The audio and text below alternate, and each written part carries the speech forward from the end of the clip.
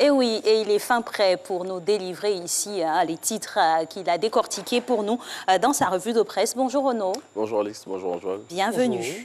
On démarre avec ce titre-là. Le président de la République a procédé à de nouvelles nominations. C'était hier. Oui, deux ex-ministres ont été nommés hier par le chef de l'État. Il s'agit d'Ali Koulibaly, ex-ministre des Affaires étrangères, qui a été promu conseiller spécial du président de la République, et Albert François Amicha, maire de la commune de Trècheville et anciennement ministre de la ville, qui devient lui président du COCAN, entendez par là, comité d'organisation de la Cannes 2023.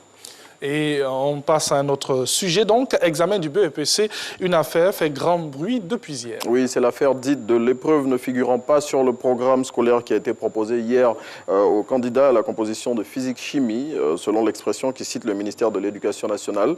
Cette situation est liée à une méprise dont les sources vont être recherchées. En attendant, le ministère a décidé de la reprise de l'épreuve de physique-chimie demain mercredi, dernier jour de l'examen du BEPC.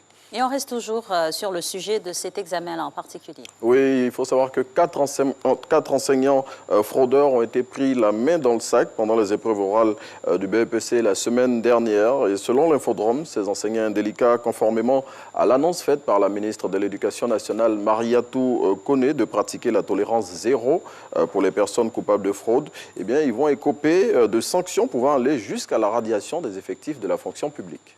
Et dans cette revue de presse, vous nous le dites, dans 2 jours, Laurent Gbagbo sera effectivement à Abidjan. Oui, c'est l'assurance donnée hier en conférence de presse par Assoua Adou, selon le secrétaire général de la branche du FPI fidèle à l'ex-président de la République. Les autorités ivoiriennes ont validé la date de ce jeudi 17 juin pour le retour en Côte d'Ivoire de Laurent Gbagbo. Il a révélé les mesures arrêtées de concert avec le gouvernement et indiqué que le chef de l'État a offert le pavillon présidentiel de l'aéroport Félix Houphouët-Boigny à Laurent Gbagbo pour son accueil. Plus de précisions dans l'Inter. Et cet autre titre, Mamadou Sanogo déclare la guerre à Adama Bitogo. Oui, c'est ce que balance à une l'expression. Selon le confrère, après sa victoire législative partielle du samedi 12 juin, l'ancien ministre de l'économie numérique et de la Poste veut en découdre avec le directeur exécutif du Rassemblement des Oufouettistes pour la démocratie et la paix, qu'il accuse d'avoir voulu saboter son élection en soutenant son rival qui s'est présenté sous la bannière indépendante. Et plus de précisions sur cette affaire dans l'expression. Et on parle maintenant sécurité avec l'armée ivoirienne qui est à la recherche de nouveaux éléments. Oui, les forces armées de Côte d'Ivoire ont lancé une opération de recrutement depuis hier lundi. Peuvent faire acte de candidature les jeunes de nationalité ivoirienne dont l'âge est compris entre 18 et 23 ans maximum à la date du 31 décembre 2021.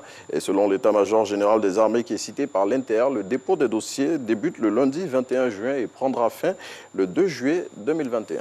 Et dans son édition de ce jour même, Fraternité Matin met en garde contre les dangers liés à la consommation du tabac. Oui, cigares, chicha ou encore cigarettes, le confrère fait toute la lumière sur ces tueurs silencieux qui, selon lui, recrutent chaque année au sein des populations les plus jeunes.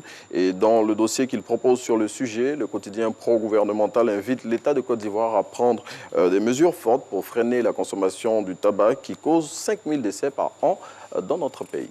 Il faut bien le dire encore, Renaud. Alors, on referme cette revue de presse avec un chiffre. Oui, 77 057, c'est le nombre d'emplois créés en Côte d'Ivoire au premier trimestre de l'année 2021. Cette performance, selon le Patriote, est à mettre à l'actif du secteur privé ivoirien qui a vu fleurir depuis le début de l'année de nombreuses entreprises qui ont absorbé des milliers de personnes qui étaient sur le marché de l'emploi. Merci infiniment pour votre passage aujourd'hui. On se dit à demain. À demain. Portez-vous bien. Et nous,